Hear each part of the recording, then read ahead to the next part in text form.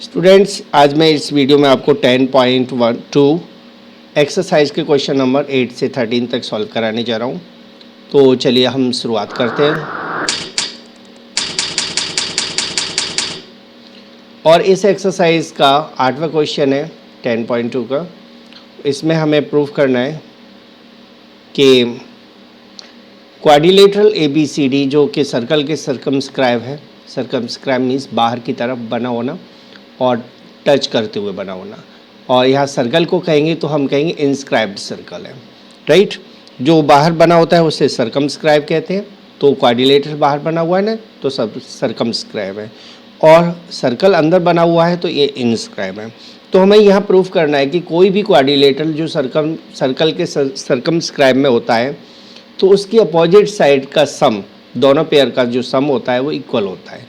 It's means हमें ये proof करना है कि AB और DC का सम है वो AD और BC के सम के इक्वल होगा। ये तो हमारा क्वेश्चन रहा, कंसेप्ट रहा। तो अब हम इसे सॉल्व करते हैं। सबसे पहले हम देखते हैं कि हमें दिया क्या हुआ है। गिवन में है क्वाड्रिलेटरल ABCD इज circumscribed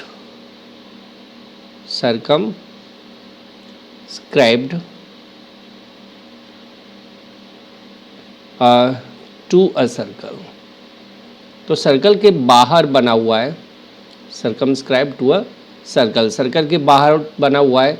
और हमें ये प्रूफ करना है, इसमें हमें प्रूफ करना है कि AB और CD का सम यानी सामने वाली साइड्स का सम BC और AD के सम के इक्वल होगा, राइट।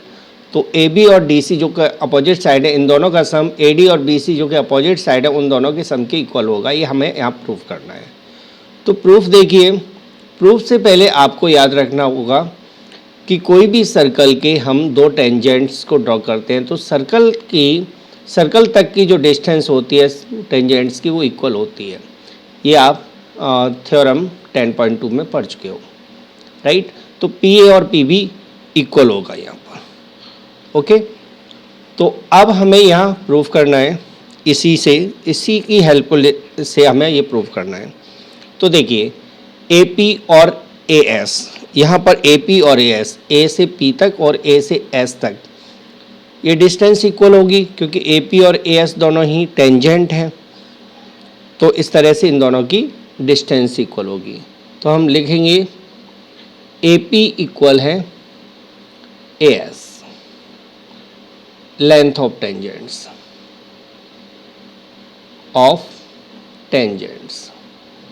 बाकी तो पता ही है, फ्रॉम अ पॉइंट वगैरह। तो लेंथ ऑफ टेंजेंट्स इक्वल होती है किसी पॉइंट से सर्कल तक की। तो ऐसे ही आप देखिए BQ और BP इक्वल होगा। AP AS लिया है ना, तो हम यहाँ थोड़ा सा एक सावधानी बरतते हैं। हम यहाँ BP ले लेते हैं पहले, यानी AB और DC के जो पार्ट्स हैं, जो इंटरसेप्ट्स हैं, उनको हम लेफ्ट में लिखेंगे, और जो BC और AD के इंटरसेप्ट्स हैं उनको हम राइट में लिखेंगे। जैसे AP और AP इक्वल AS लिखा तो BP इक्वल हमें BQ लिखना है, ठीक है। समझ में आया? यानी जो AB के पार्ट हैं AP और BP, इनको तो हमें लेफ्ट में लिखना है। ऐसे DR और CR को भी हमें लेफ्ट में लिखना है। AS DS BQ और CQ को हमें राइट में लिखना है, ठीक है।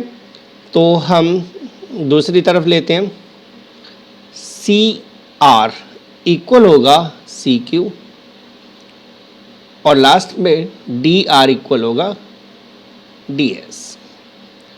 सेम रीजन है, ओके।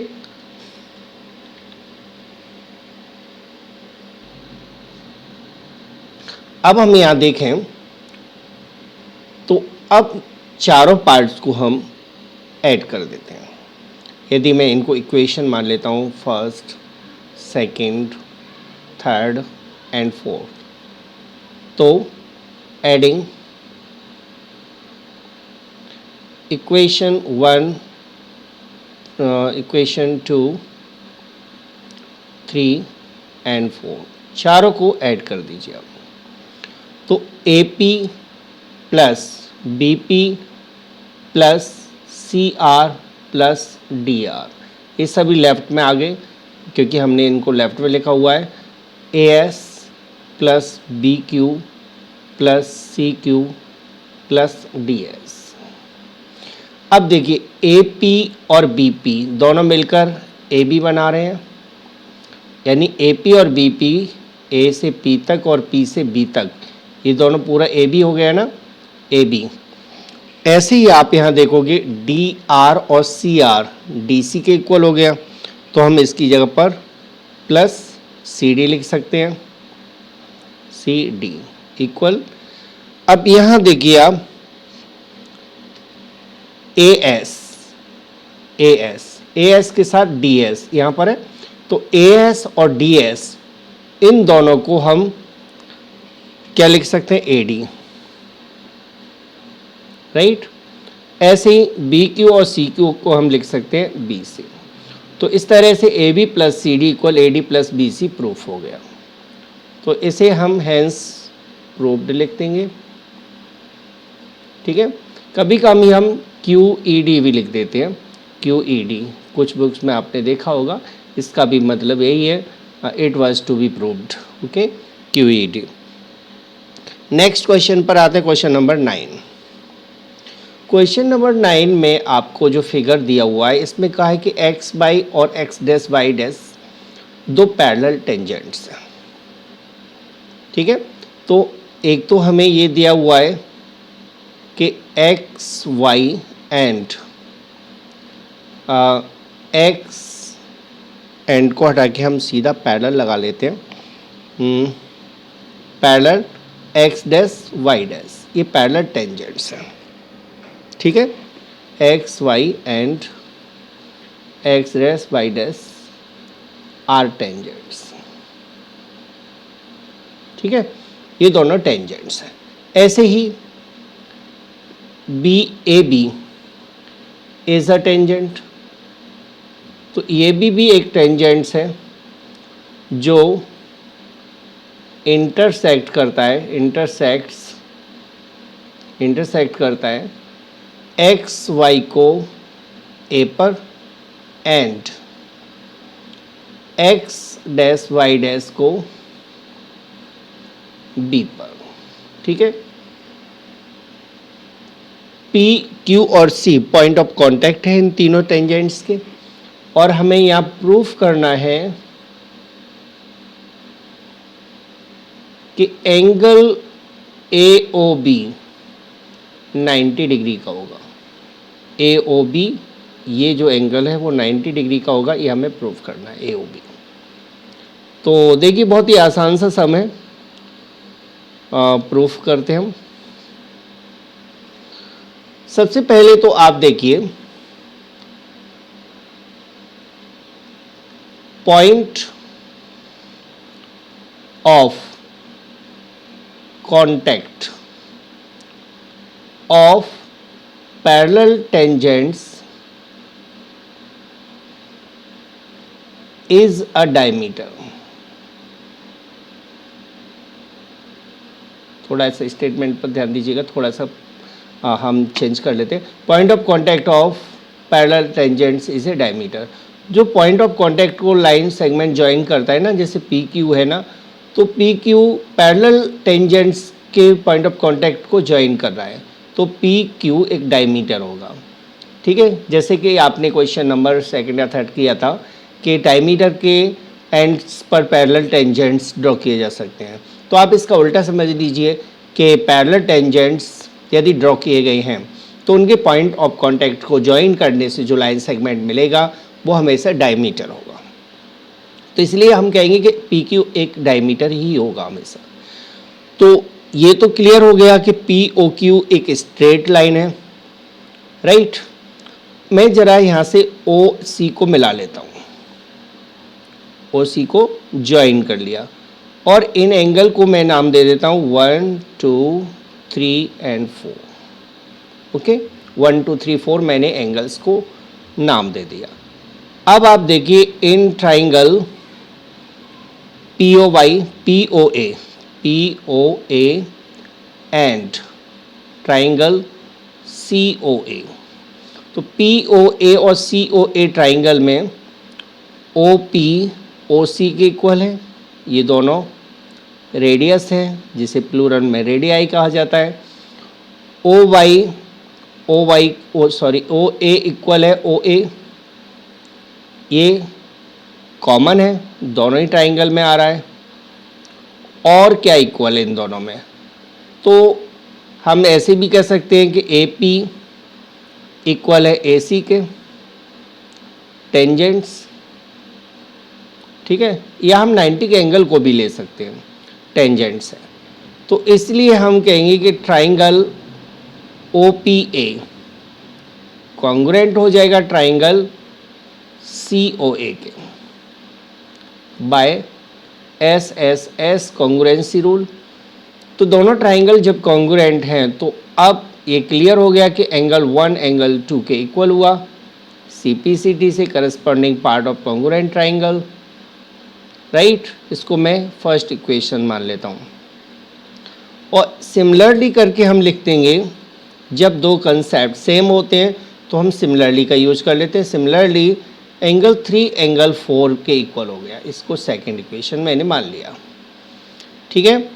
अब मैं दोनों को ऐड तो नहीं कहेंगे हम, मैं यदि ये देखूं कि POQ डायमीटर है, हम पहले ही नोट कर चुके हैं, तो इसका मतलब हुआ कि एंगल 1 एंगल 2 एंगल 3 और एंगल 4 इन सभी का सम तो 180 होगा, ठीक है।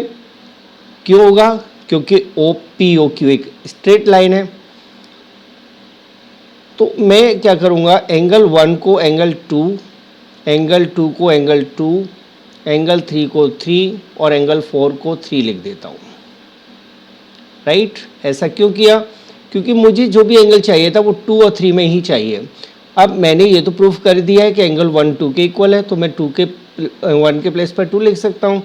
ऐसे ही मैंने ये भी प्रूफ कर रखा है कि 3 और 4 इक्वल है, तो मैंने 4 के प्लेस पर 3 लिख दिया, ठीक है। अब यहाँ देखिए आप, twice of angle 2 plus twice of angle 3 equal 180 हुआ, यानी एंगल 2 प्लस एंगल 3 इक्वल हो जाएगा 2 से सभी में डिवाइड दे दीजिए 90 डिग्री। और फिगर में देखिए 2 और 3 मिलकर एंगल AOB बना रहा है, तो एंगल AOB का जो सम हुआ, एंगल AOB जो हुआ वो 90 डिग्री का हो जाएगा, और यही हमें प्रूफ करना था, राइट। That's all. तो ये आपको एक बार अपने आप जरूर करके देख लेना चाहिए। अब आते हैं हम अगले क्वेश्चन पर, क्वेश्चन नंबर 10। क्वेश्चन नंबर 10 में हमारे को दिया हुआ है कि prove that angle between two tangents drawn from an external point to a point circle supplementary. तो देखिए क्वेश्चन इस तरह से, prove that the angle between the two tangents. तो ये दो टेंजेंट्स हमें दिए हुए हैं, इन दोनों के बीच का जो एंगल है, बिटवीन एंगल है, drawn from an external point to a circle is supplementary to the angle subtended by the line segment joining the point of contact at the center। तो जो point of contact है, जैसे मैं मान लेता हूँ PA और PB दो टेंजेंट है, और जो point of contact है वो A और B है। A और B को सेंटर O से ज्वाइन किया गया है। तो हमें प्रूफ करना है कि जो टेंजेंट्स के बीच का जो एंगल है और सेंटर पर एंगल बना है, यानी सेंटर को पॉइंट ऑफ कांटेक्ट से ऐड करने पर, ज्वाइन करने पर जो एंगल बना है, ये दोनों एंगल सप्लीमेंट्री होंगे, यानी कि इन दोनों का सम 180 डिग्री होगा।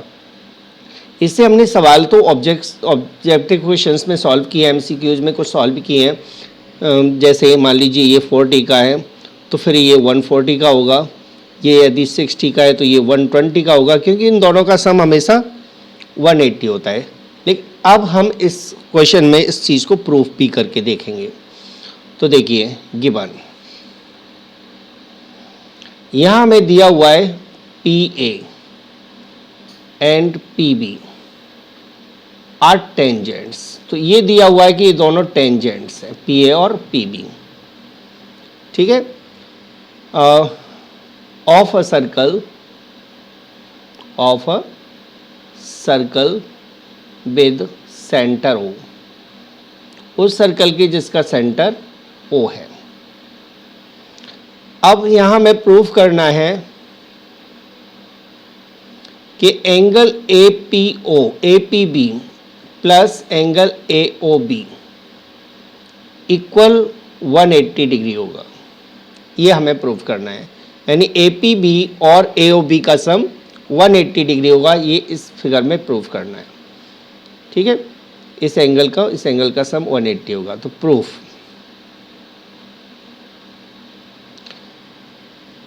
OA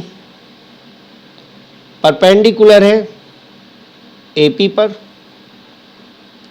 बाय थ्योरम 10.1 थ्योरम क्या कहती है, रेडियस पॉइंट ऑफ कांटेक्ट से जो रेडियस ड्रॉ करते हैं वो टेंजेंट पर परपेंडिकुलर होती है। It's means angle A 90 degree का है। ठीक है, इसी तरह हम कहें OB DP पर परपेंडिकुलर है, मीन्स एंगल B 90 डिग्री का हुआ, राइट। अब इन क्वाड्रिलेटरल APBO एक क्वाड्रिलेटरल है क्योंकि इसमें 4 साइड है। तो फिर एंगल APB प्लस एंगल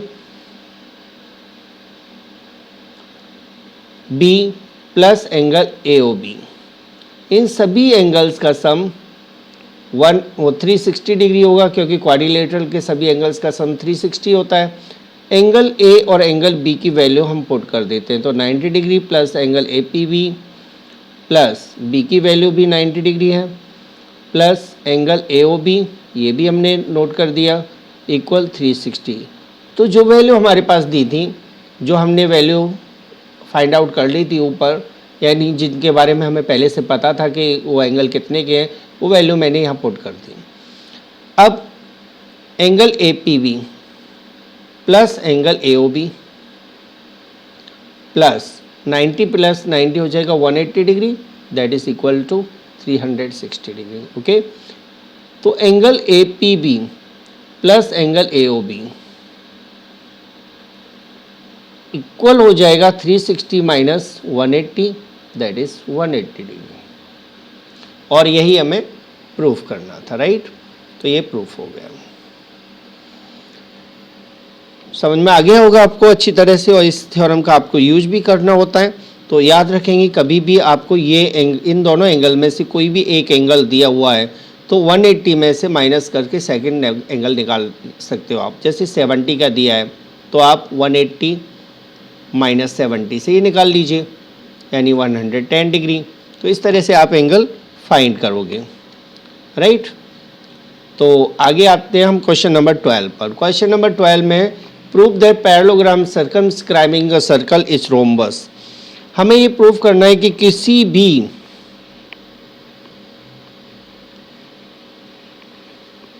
जैसे यहाँ फिगर है, ये एक रोम्बस दिया हुआ है, ये एक पैरेललोग्राम दिया हुआ है। तो ABCD अभी फिलहाल पैरेललोग्राम है, ठीक है। हमें ये प्रूव करना है कि ABCD एक रोम्बस होगा। सपोज कीजिए ये सर्कल को, जिसके सर्कमस्क्राइब बना हुआ है, इसके पॉइंट ऑफ कांटेक्ट जिस पर टच करता है वो PQ R और S है, ठीक है। तो चलिए हम प्रूव करते हैं। पहले तो हम गिवन नोट कर लेते हैं। गिवन है ABCD इज ए पैरेललोग्राम, ठीक है, पैरेललोग्राम, और सर्कमस्क्राइबिंग अ सर्कल, जो सर्कल के बाहर बना हुआ है, सर्कल को टच करते हुए बना हुआ है। अब प्रूफ करना है कि ABCD is a rhombus. Rhombus हमें प्रूव करना है। तो याद रखेंगे कि कोई भी पैरेललोग्राम रोम्बस तभी हो सकता है जब उसके एडजेसेंट साइड्स इक्वल हों। जैसे यदि मैं ये फिगर बनाऊं और मैं ये प्रूव कर दूं कि ये साइड इसके इक्वल है और ये मुझे पहले से ही पता हो कि ये पैरेललोग्राम है, तब मैं कह सकता हूं कि ये एक रोम्बस होगा। यानी पैरेललोग्राम यदि पहले से दिया है तो आपको सिर्फ एडजेसेंट साइड का एक पेयर इक्वल प्रूव करना है। यानी हमें यह प्रूव करना है ए बी और ए डी इक्वल है या ए बी और बी सी इक्वल है, कैसे भी कर लीजिए। तो हम लेते हैं यहाँ प्रूफ। इससे पहले हमने एक क्वेश्चन में पढ़ा था कि किसी भी क्वाड्रिलेटरल के अपोजिट साइड्स जो सर्कल के को टच करता है उसकी अपोजिट साइड्स का सम इक्वल होता है। ये अब हमने अभी प्रूव किया था। जैसे ए बी और डी सी का सम ए डी और बी सी के इक्वल होगा, ये अभी हमने एक क्वेश्चन में प्रूव किया था। चलिए हम दोबारा से भी ले लेते हैं उसको। तो देखिए ए पी इक्वल है A S, right, B P equal है B Q, C R is equal to C Q, D R is equal to D S, right. इनका कंसेप्ट है length of tangent from a point to the circle, तो circle तक की जो length होती है वो हमेशा इक्वल होती है। तो इस कंसेप्ट से ये चारों इक्वल हो गए। हमने ये अभी इक्वेशन में प्रूव भी किया था, ठीक है। अब इन सभी को ऐड कर लीजिए। अभी तक हम स्टेप वाइज ले रहे हैं, adding first, second, third and fourth. अभी हमने सभी को ऐड कर लेना है। तो A P, B P, C R और डी आर, इन चारों को लेफ्ट में ऐड करना है, A P, B P, C R और डी आर, और A S, B Q, C Q और डी एस, इन सभी को राइट में लिखना है। तो हम लिख लेते हैं A P plus B P plus C R plus D R equal हो जाएगा A S plus B Q plus C Q plus D S, right. अब देखिए ए पी और बी पी दोनों मिलकर ए बी बना रहे हैं, सी आर और डी आर मिलकर सी डी बना रहे हैं। ऐसे ही ए एस के साथ में मैं डी एस को ऐड कर देता हूँ, तो ए एस और डी एस मिलकर बना रहे हैं ए डी, बी क्यू और सी क्यू मिलकर बी सी, राइट। अभी तक मैंने सारे स्टेप लिए हैं वो पिछले क्वेश्चन की तरह लिए हैं, लेकिन आप ए बी की जगह पर तो ए बी रहने दीजिए, सी डी के प्लेस पर भी आप ए बी लिख सकते हैं, राइट। ए डी को तो ए डी रहने दीजिए और बी सी के प्लेस पर भी ए डी लिख सकते हैं। क्यों? क्योंकि A B C D is a parallelogram, तो ए बी सी डी के इक्वल है और ए डी बी सी के इक्वल है। तो इसका मतलब हम ए डी को बी सी के प्लेस पर लिख सकते हैं और ए बी को सी डी के प्लेस पर लिख सकते हैं। तो A B plus A B, A D plus A D हो गया। ए बी और ए बी दो बार हो गया ना, तो 2ab। ए डी और ए डी भी दो बार हो गया, तो 2ad लिख सकते हैं हम। 2 से तो 2 को कैंसिल आउट कर दीजिए, क्या बचा? A B equal A D. और मैंने क्वेश्चन के शुरुआत में कहा था कि मुझे सिर्फ ये प्रूफ करना है कि इसके एडजेसेंट साइड्स के साइड्स हैं वो इक्वल हैं, और यहाँ प्रूफ भी हो गया कि ए डी बी सी के ए डी के इक्वल है, ए बी ए डी के इक्वल है। तो जब ये प्रूफ हो गया और मुझे ये पता है कि ए बी सी डी पहले से ही पैरेललोग्राम तो है ही, तो जिस पैरेललोग्राम के एडजेसेंट साइड्स इक्वल होती हैं वो रोम्बस होता है। तो therefore A B C D is a rhombus, proof हो गया। ओके, अब आते हैं हम अगले क्वेश्चन पर। Question number 12। क्वेश्चन नंबर 12 में आपको एक फिगर दिया हुआ है, इसमें सी डी 6, बी डी 8 दिया हुआ है, ए सी और ए बी की वैल्यू निकालना है। चलिए मैं इन पॉइंट्स को नाम दे देता हूँ ई और एफ। राइट। तो सॉल्व करते हैं। यहाँ फिगर के अकॉर्डिंग हम देखें तो सी डी और सी एफ दोनों 6 सेंटीमीटर होंगे टेंजेंट्स की लेंथ। ऐसे ही बी डी और बी ई दोनों 8 सेंटीमीटर, क्योंकि ये दोनों भी टेंजेंट्स हैं, ये दोनों भी टेंजेंट्स हैं, तो टेंजेंट्स की सर्कल तक किसी पॉइंट से डिस्टेंस इक्वल होती है, तो इसलिए ये दोनों इक्वल हैं। लेकिन ए एफ और ए ई भी इक्वल होंगे, ये हमें नहीं दिया है तो हम इसे एक्स लेट कर देते हैं। ठीक है, ए एफ और ए ई एक्स मान लिया। तो इस तरह से हम पूरे फिगर में ध्यान से देखें, सॉल्व करें, तो हम पाते हैं कि ए बी पूरा ये हमने x माना हुआ है, ये x माना हुआ है, ये 6 सेंटीमीटर है, ये आपका 8 सेंटीमीटर है, और यहाँ से पूरी जो डिस्टेंस हो गई वो x + 8 हो जाएगी ए बी की, और ये जो डिस्टेंस है वो हो जाएगी x + 6 सेंटीमीटर, राइट। तो इसके अकॉर्डिंग देखें तो ए बी हुआ x + 8 सेंटीमीटर, राइट, और ए सी की वैल्यू हो जाएगी x + 6 सेंटीमीटर, ओके, और बी सी की वैल्यू हो जाएगी 6 + 8 यानी 14 सेंटीमीटर।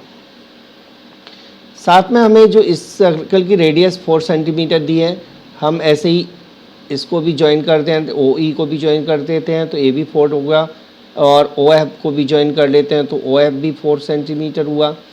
इसमें हम ये भी कर सकते हैं कि ओ को सी ए और बी से मिला देते हैं, तो इन सभी को मिला दें, ये हमारा फाइनली फिगर बन गया। ठीक है, तो सॉल्व करते हैं आगे। सबसे पहले हम एरिया निकालते हैं, area triangle A B C. तो यहाँ हम देखें तो ए बी सी का जो एरिया होगा वो area A O B plus area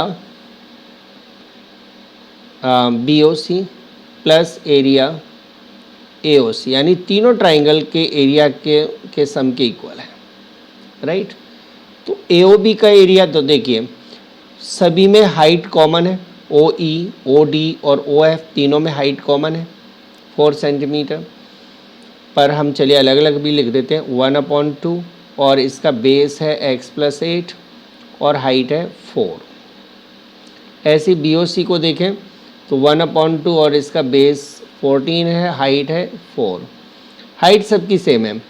और ए ओ सी में देखें हम तो इसका बेस x + 6 है और हाइट है 4 सेंटीमीटर।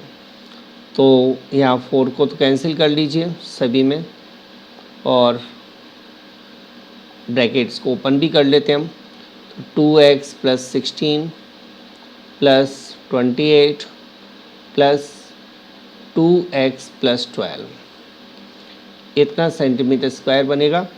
तो देखिए 2x + 2x 4x², 28 + 16 + 28 यानी 56 हो गया, ओके। अब इसमें से मैं 4 कॉमन कर लेता हूँ तो ये हो जाएगा x² + 4 कॉमन किया x² + 14, राइट। ये मेरे पास ए बी सी का एरिया आ गया।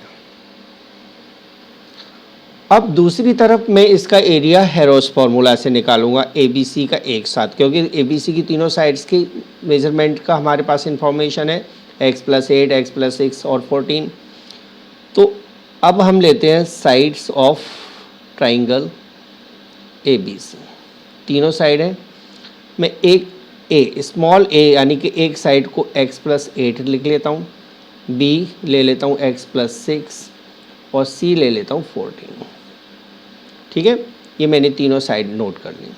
तो पहले मैं s निकालूंगा, s क्या होता है a + b + c/2, यानी x plus 8 plus 14 plus x plus 6/2, ये हो जाएगा 2x plus 28 upon 2, that is x plus 14 centimetre. ठीक है, तो ये मैंने निकाल लिया s की वैल्यू। अब मैं इसका दूसरा पार्ट करता हूँ, आगे सॉल्व करता हूँ। तो पहला एरिया आपको याद रखना है कि मैंने क्या निकाला था। तो अब हम इसका एरिया निकालेंगे दूसरे पूरे ट्राइंगल का हेरोन्स फार्मूला से।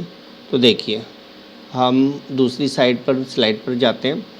तो एरिया ऑफ ट्राइंगल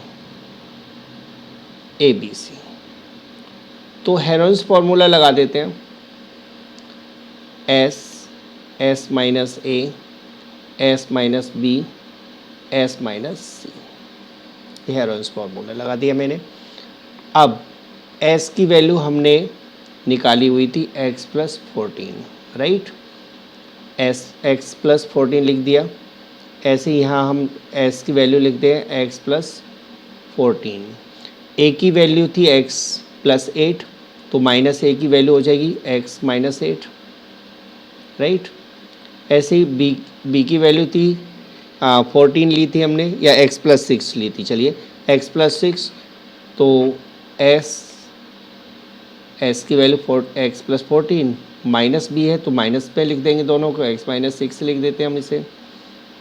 और लास्ट वैल्यू थी c की वैल्यू, हमने वहाँ ली हुई है 14, तो ये माइनस 14 कर दीजिए। ओके, तो ये मैंने वैल्यू पुट कर दी सारी। तो x प्लस 14 यहाँ कैंसिल हो गया, x 14 में से 8 माइनस कर दीजिए, 6 आएगा, इनटू x से x कैंसिल कर दीजिए, 14 माइनस 6 8 होता है, और यहाँ 14 से 14 कैंसिल कर दीजिए, x बचा। तो ये मेरे पास आ गया 48x प्लस 14। ठीक है, यदि मैं 48 को फैक्टर करता हूँ 48 को, तो ये आएगा 24, 2 से 12, 2 से 6, 2 से 3, 2 3, तो ये पेयर बन गए ना दो। 4 तो बाहर आ गया, 4 को तो हम बाहर निकाल देते हैं, और रूट में क्या बचेगा 3 बचेगा, x और x प्लस 14, ये मैंने रूट के अंदर ही रहने दिया। अब जो मैंने पहले निकाला था वो भी एरिया ऑफ ट्राइंगल था, और ये भी एरिया ऑफ ट्राइंगल है, राइट। तो दोनों इक्वेशन को अब हम कंपेयर करते हैं। तो मैंने वहाँ क्या लिया था, ये आपको देखना है। तो from first and second, 4 square root 3x x plus 14 equal हो जाएगा 4 bracket x plus 14, right. x plus 14 था वहाँ भी, तो 4 से तो 4 कैंसिल कर देता हूँ, रूट को हटा देते हम। तो 3x x प्लस 14 इक्वल हो जाएगा, रूट को हटाएंगे तो सामने स्क्वायर लग जाएगा, यानी x प्लस 14 का होल स्क्वायर। जैसे कोई भी नंबर रूट में होता है और उसके सामने कोई भी नंबर लिखा हुआ है, तो यदि इसका स्क्वायर रूट हटाना है तो इधर स्क्वायर लगा देना है। तो यही मैंने यहाँ पर काम किया। अब देखिए x प्लस 14 और यहाँ x प्लस 14 और x प्लस 14 दोनों तरफ आ गए ना, तो मैं इससे इसकी पावर को कैंसिल कर देता हूँ। तो इस तरह से मेरे पास बचेगा 3x इक्वल x प्लस 14,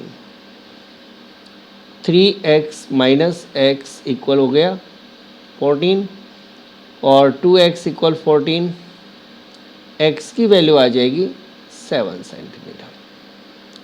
तो जब x की वैल्यू आ गई हमारे पास तो हम निकाल लेते हैं ए बी की वैल्यू। ए बी क्या था, x + 8 यानी 7 + 8 दैट इज 15 सेंटीमीटर। ऐसे ही ए सी है x + 6 दैट इज 7 + 6 13 सेंटीमीटर, और ये हमारा आंसर हो गया। ठीक है, दोनों वैल्यू हमारे पास आ गई ए बी और ए सी की। इसके बाद हम आते हैं अगले क्वेश्चन पर, क्वेश्चन नंबर 13 पर। Prove that opposite sides of A quadrilateral circumscribing a circle supplementary angle at the centre of the circle. Question पर ध्यान दीजिएगा। एक क्वाड्रिलेटरल सर्कल को टच करता हुआ सर्कमस्क्राइब्ड किया गया है। हमें प्रूव करना है कि जो इसके साइड हैं, जैसे ए बी है, ए बी को, ए को मैंने बी को, सी को और डी को, सभी को सेंटर से ज्वाइन कर दिया। तो हमें ये प्रूव करना है कि इसकी अपोजिट साइड यानी ए बी और डी सी सेंटर पर जो एंगल बनाएगी, इन दोनों का सम 180 डिग्री होगा, यानी सप्लीमेंट होंगे। ऐसे ही A D angle, A D side है जो सेंटर पर एंगल बनाएगी, यानी ए ओ डी और बी ओ सी का सम भी 180 डिग्री होगा। ये हमें प्रूव करना है। Given A B C D is circumscribed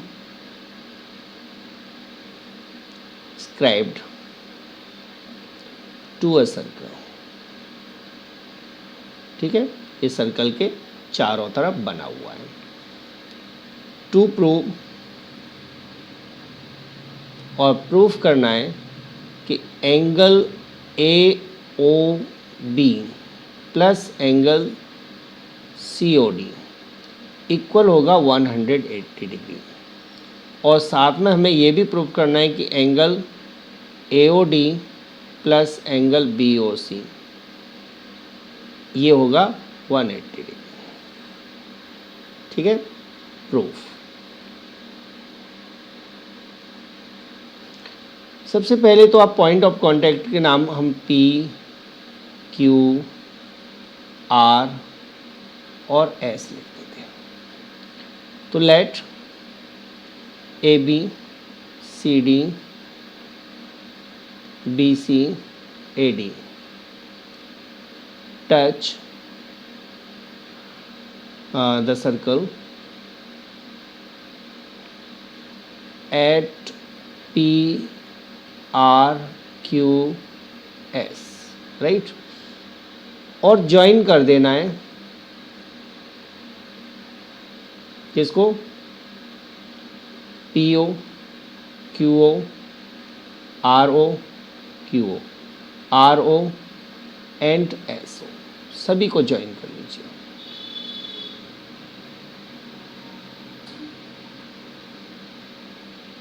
ठीक है, और इन एंगल्स को नाम दे देता हूं मैं 1 2 3 4 5 6 7 और 8। अब देखिए आप प्रूफ।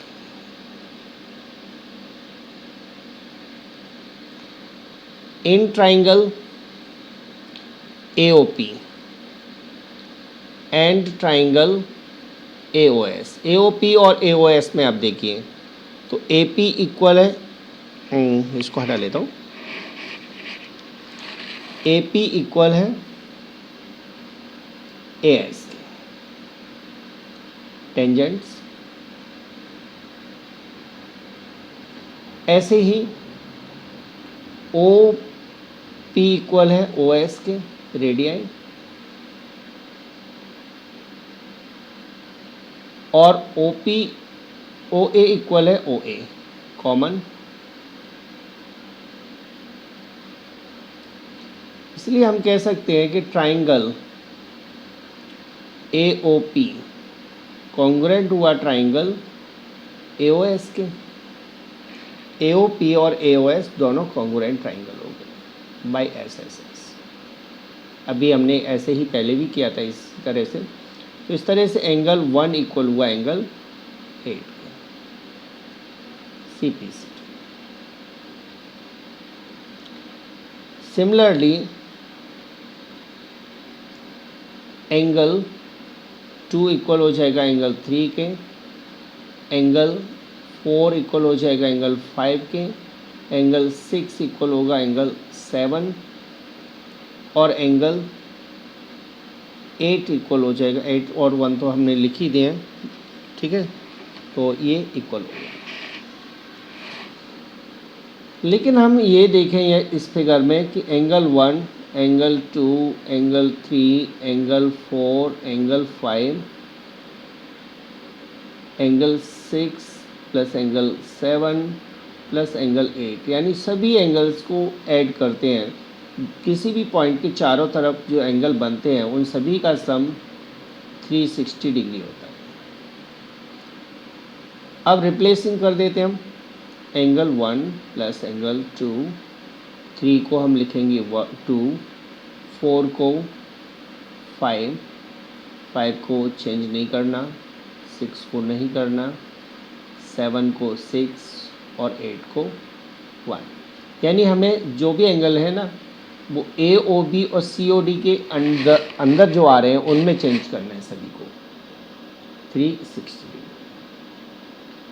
अब एंगल 1 2 टाइम्स हो गया तो twice of angle 1 plus angle 2 plus angle 5 plus angle 6 equal 360 degree हुआ। एंगल 1 और 2 मिलकर क्या बना रहे हैं? हाँ, 2 को तो उधर ले जाते हैं, यहाँ से हटा देते हैं। एंगल 1 और 2 मिलकर बना रहे हैं AOB। और 5 और 6 को देखें तो 5 और 6 इक्वल है COD।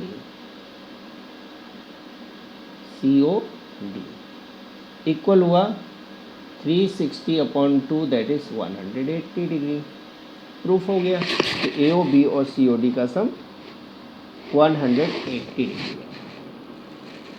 अब बाकी दो को प्रूफ करना है, तो चलिए हम देखते हैं यहाँ कहाँ जगह है। थोड़ा सा हिस्सा मैं हटा लेता हूँ इसका, ठीक है। कुछ यहाँ तक तो प्रूफ हो ही गया। अब मैं चलो इसको दोबारा से इसको हटा देता हूँ फिलहाल और मैं इसी स्लाइड पर सॉल्व करता हूँ। तो अभी हमने क्या किया है प्रूफ कि AOB और COD का सम 108 डिग्री। तो देखिए दूसरा पार्ट प्रूफ करना है। एंगल AOB, सेकंड पार्ट कर रहे हैं वो। Angle AOB angle COD plus angle BOC plus angle AOD, इन सभी का सम 360 है। इन दोनों की वैल्यू हमने AOB और COD का सम हमने निकाला हुआ था 180 डिग्री, तो पुट कर दीजिए। बचा क्या? BOC प्लस AOD इक्वल 180 हुआ ना। तो इस तरह से BOC और AOD का सम भी 180 को इधर ले जाकर, ये 360 है सॉरी, हाँ 360 में से माइनस कर दो, कितना हो जाएगा? 360 degree minus 180 degree that is 180 degree. और इस तरह से आपके दोनों पार्ट प्रूफ हो गए, हैंस प्रूफ। तो थोड़ा वीडियो फास्ट रहती है तो उसमें माइंड मत करिएगा कि मेरा मकसद यही है कि आपको किसी भी टॉपिक पर बोरिंग न किया जाए और क्लियर कट साफ साफ आपको बताते भी जाए, ठीक है। बार बार किसी चीज़ को रिपीट न करते हुए हम बताते जाते हैं। तो यदि वीडियो पसंद आई है तो प्लीज़ इस लाइक शेयर एंड सब्सक्राइब ज़रूर करें और हम जल्दी ही आपको अगली वीडियो में मिलते हैं। तब तक के लिए धन्यवाद।